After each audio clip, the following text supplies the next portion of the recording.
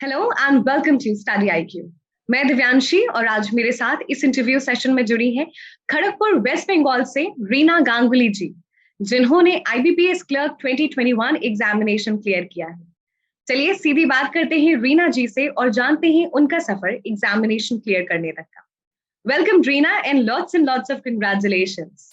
Thank you, ma'am. Thank you for having me in your show. Thank you. Reena, it's absolute pleasure for us to have you और आपकी journey हम सभी के साथ आप share करेंगी और बहुत सारे लोग जो इस इंटरव्यू सेशन को देख रहे हैं आपकी जर्नी से इंस्पिरेशन लेंगे। आपसे जो भी आपने अपने लिए स्ट्रैटेजी बनाई थी शायद उसको अपने प्रिपरेशन में इंक्लूड करेंगे and I hope that they also become successful in the examination. तो रीना, सबसे पहले मैं चाहती हूँ आप थोड़ा सा अपने बारे में सभी को बताएं। मैम 2018 में मेरा ग्रेजुएशन कंप्लीट हुआ मैथमेटिक्स में। I am mathematics graduate and उसके बाद 2019 तक मैं थोड़ा मतलब एमएससी की ट्राई कर रही थी। मुझे आईआईटी से एमएससी करना था, लेकिन unfortunately that doesn't happen and I have to go for the competitive line. And that year my father suggested me to join the WBCS sector, and that's where I started preparation. But उसके बाद ही corona आ गया and lockdown comes, and that time I realizes कि I am not for UPSC or WBCS anything, and I am good in mathematics. So banking syllabus gives me the chance to explore actually, and I feel comfortable with the syllabus, and I go for the banking sector. And from 2020 I from actually जून जुलाई या अगस्त से मैंने proper preparation start किया banking के लिए and 2022 में मेरा first job clear हुआ IBPS clerk में। रीना, आपने जैसे बताया कि लॉकडाउन के समय आपने डिसाइड किया कि बैंकिंग इज योर कॉलिंग, फिर कैसे स्ट्रैटेजी बनाई एग्जामिनेशन के हिसाब से? मैम फर्स्ट तो मैंने जब स्टार्ट किया था मतलब ग्रेजुएशन के बाद पहली बार कॉम्पिटिटिव लाइन के लिए, तो मैं सारी एग्जाम देती थी। ऐसा नहीं कि सिर्फ बैंकिंग, तब रेल दिया था, डब्ल्यूबीसीएस का एक एग्जाम दिया था प्री, एंड कुछ बैंकिंग का एग्जाम भी like IBPS PO clerk and SBI का क्लर्क, 3। तो देने के बाद ये चार जब मतलब ये different type of exam, railway, SSC, WBCS and bank, ये 4 टाइप के एग्जाम देने के बाद मुझे खुद फील हुआ था कि बैंकिंग के जो क्वेश्चंस है that I can solve more easily, but I don't have much time to solve, which means I don't have the strategy to solve a question और बैंकिंग क्वेश्चन। एंड उसके बाद ही लॉकडाउन आ गया and I couldn't go for the institution that I was studying for the WBCS. So मैं तब अपने time के जो मतलब घर पे बैठे जो मुझे खाली टाइम मिला, तो मैंने उस टाइम बैंकिंग की कुछ कोर्स परचेस की एंड पढ़ाई स्टार्ट की जस्ट फॉर प्री एग्जाम के लिए। एंड जब तक एग्जाम आया उसके पहले लगातार मैं मॉक देती थी, मतलब एक एग्जाम से पहले हर दिन लगभग 3 से 4 मॉक देती थी। एंड फर्स्ट अटेम्प्ट पे मेरा एसबीआई का पीओ क्लियर हुआ था, प्रीली का, फिर IBPS PO, SBI IBPS clerk and RRB PO, ये 4 एग्जाम का प्रीली क्लियर हुआ था उस साल। इट वाज 2020 एंड 2021 वाला ईयर। तो but unfortunately I didn't clear any of the mains and जब और मैं वो that time was my very first attempt in mains. I don't have any idea what was the syllabus was that at all. I don't have any idea. And that year, each and every main that I didn't clear for the GK section. I didn't clear the IBPS clerk exam that year for half marks, RRB PO mains for half marks, IBPS PO for 1.25 and SBI PO 2. So that time I realized I am very weak in GA section, very weak, but I am very quite good in maths and reasoning section. So that time I have to do something for the mains, and when the result come out, very honestly I got depressed and I didn't study for months actually. हाँ, सारी exam की result 1 अप्रैल तक आ चुका था 2021 के। उसके बाद जब मैंने पढ़ाई स्टार्ट की ऑलमोस्ट दैट वाज मई जून के बाद, एंड उस time RRB PO and SBI clerk का मैम इस साल का आ गया था नोटिफिकेशन, एंड दैट टाइम मैंने फिर से पढ़ाई स्टार्ट किया। मुझे कभी मैम प्रीली निकालने में इतना प्रॉब्लम नहीं हुआ क्योंकि that was maths and reasoning focused होता है, तो मुझे उस चीज में कभी प्रॉब्लम नहीं हुई। लेकिन हर टाइम मैं जीके में ही अटक जाती हूँ। और आफ्टर दैट मेरा एक दोस्त है गुजरात से, he suggest me to go for Gaurav sir, and when I purchase the course, and पहले ही मैंने 2 साल के लिए ले ली थी एकदम 21 से 23 साल तक। तो सर का पढ़ाई सुन के, मतलब मैं उसके पहले कुछ कोशिश कर रही थी जीके पढ़ने का, लेकिन मैम याद नहीं रख पाती थी मैम, मेरा मेमोराइजिंग पावर उतना स्ट्रांग नहीं है। लेकिन सर का पढ़ाने का तरीका इतना अलग है कि कोई अगर आंसर मान लीजिए कोई एक पर्टिकुलर स्टेट से रिलेटेड है, तो सर उस स्टेट के जितने भी मतलब न्यूज है सब चीज को बार बार दोहराते हैं। And that is the special thing of sir कि हर स्टूडेंट को बहुत आसानी से चीज रिमेम्बर करने में आसानी होती है। तो that was the way, and by that way मैंने रिमेम्बर किया, सारी चीजों को याद की। एंड आज जो जॉब लगा या फिर जो जो जॉब नहीं लगी, लाइक एसबीआई का पीओ में मेरा बस मार्क्स की वजह से रह गया, सारे इंटरव्यू वगैरह सब क्लियर थे, सिर्फ कट ऑफ नहीं क्लियर हुआ तो नहीं हो पाया SBI PO and IBPS PO. But सारे की सारी एग्जाम का गुड रिजल्ट सिर्फ सर की वजह से हुआ है। So yeah I am very much thankful and grateful to Gaurav sir. If he was not there then lakh crore student like me they can't do this, I think. Reena, we are very glad कि हम आपकी success story का हिस्सा बन सके। और आपने जैसे कहा कि अगर गौरव सर नहीं होते तो एग्जामिनेशन क्लियर नहीं होता। और I am sure Gaurav sir is also very proud of your achievement, your accomplishment. Reena, आगे बढ़ती हूँ और समझना चाहती हूँ कि आपको आपके किसी फ्रेंड ने सजेस्ट किया था कि you can go for Gaurav sir, but एक कहते हैं ना, ट्रस्ट बिल्डअप होने में थोड़ा सा समय लगता है। तो why did you decide to pay for Gaurav sir, क्योंकि आजकल तो इतना फ्री कंटेंट अवेलेबल है।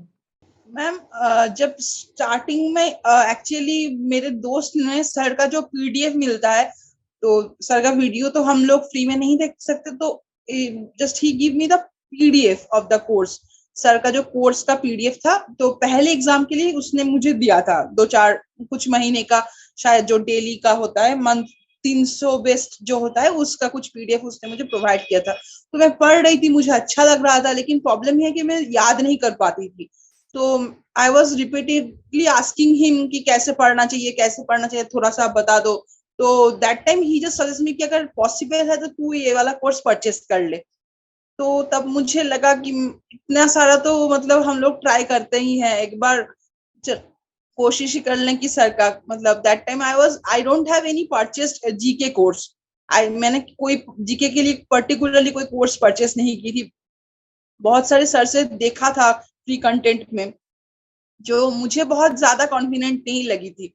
लेकिन उसके बाद जब मैंने मुझे लगा कि एक बार मतलब कोशिश करना चाहिए कि देखते हैं कैसा लगता है पढ़ के, तो फिर मैंने देखी और मुझे लगा कि that is totally worth of the money, and I think more than money. जो वैल्यू मैंने मनी के हिसाब से दिया उससे ज्यादा मुझे मिल रहा है, क्योंकि सर का जो रिवाइज करने का तरीका, that is the main thing I guess. Sir का कोर्स पढ़ने के बाद या सुनने के बाद, बेहतर यही है कहना कि सुनने के बाद, सर को सुनने के बाद दूसरा कुछ पढ़ने की या फिर मतलब देखने की जरूरत नहीं है। तो that was, and I think जो मेरे दोस्त ने सजेस्ट किया था मुझे, and which I get from the course is more than enough for me, and really very much trustworthy, definitely I would say. Reena, very very humble to hear all these things. और आगे बढ़ती हूँ और बात करती हूँ, जब हम प्रीलिम्स और मेंस की बात करते हैं तो हमेशा कहते हैं एक साथ तैयारी करनी चाहिए।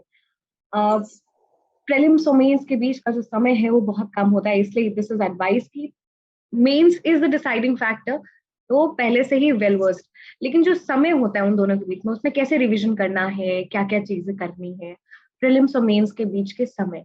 मैम मैं इस चीज के ऊपर ज्यादा फोकस करना चाहूंगी, बिकॉज मेरे जो पहली अटेम्प्ट थे उस सारी एग्जाम में जो मैं पास नहीं हो पाई थी, उसका मेन रीजन यही था कि मुझे, मेरा पहली बार था उस टाइम, तो मुझे लगा था कि मुझे प्री निकलना है।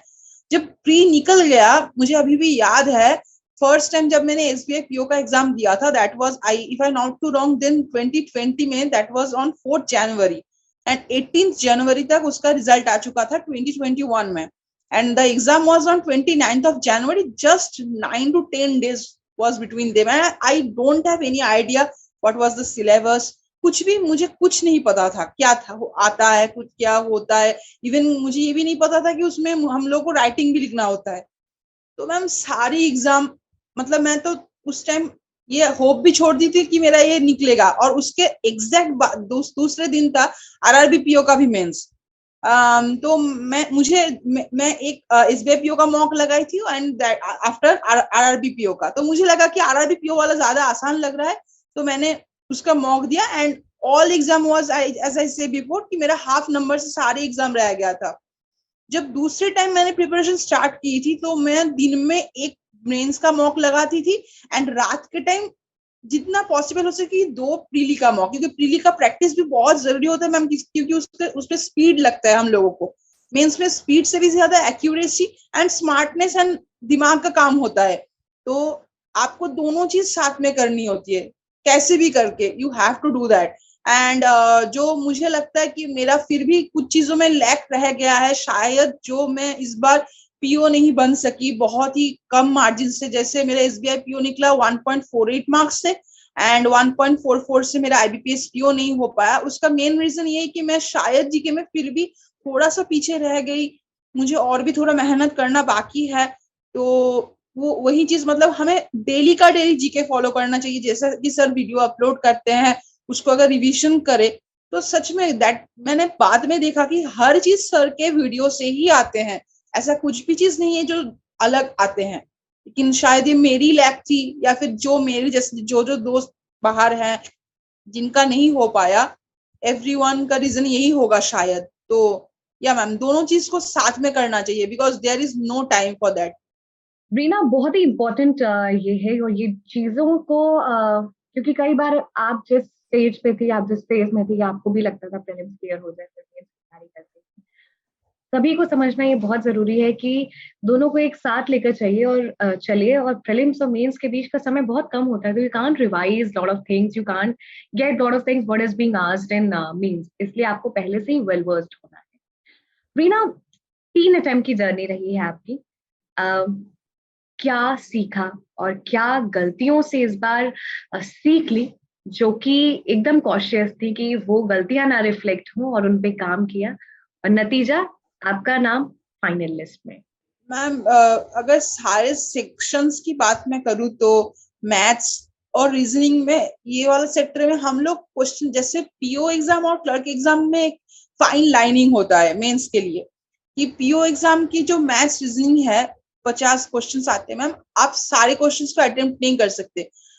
आपको सीखना पड़ता है मॉक्स देके कि कौन से क्वेश्चंस को हमको छोड़ना पड़ता है। That is the main thing you have to learn for the mains for a PO exam.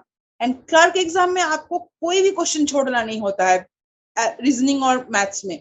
हर एक क्वेश्चन 50 अगर क्वेश्चन रहे तो आपको एटलीस्ट आपका अटेम्प्ट 35 to 40 होना चाहिए एक गुड मार्क्स रखने के लिए। एंड अगर मैं जीके की बात करूं तो जीके में तो आपका अटेम्प्ट 40 क्वेश्चंस में 30 से अबव होनी ही चाहिए, मतलब you don't have any options for less than those marks actually. And English का भी एक्यूरेसी सही होना चाहिए। सो मेरे हिसाब से that is the main thing everyone have to know. And जो मैंने गलती की, मेरा हर टाइम जीके में ही कट जाती थी, तो मैंने जीके के लिए थोड़ा बहुत लगाया। और पिछले साल जैसे मेरा अटेम्प्ट बहुत कम थी, मैं हमेशा सेफ खेलने की कोशिश करती थी, ताकि मुझे इतना आता नहीं था, मुझे जितना सही लगता था मैंने किया था पिछले साल कि, लेकिन वो चीज कम पड़ गई थी। तो मुझे इस बार यही दिमाग में था कि मुझे थोड़ा ज्यादा क्वेश्चंस अटेम्प्ट करना है। लेकिन सबको पता है कि इस बार का जो आईबीपीएस क्लर्क का क्वेश्चंस था जीके का, वो बहुत ही ज्यादा हार्ड था। फिर भी जितना क्वेश्चंस मेरा सही गया, शायद वो सर से मैंने पढ़ के गई थी, तो दैट्स वाई वो सही गया था। अदरवाइज नहीं पॉसिबल हो पाती थी इतना भी अटेम्प्ट करना। ना बहुत ही इंपॉर्टेंट इंसाइट्स थे आपकी पूरी जर्नी से।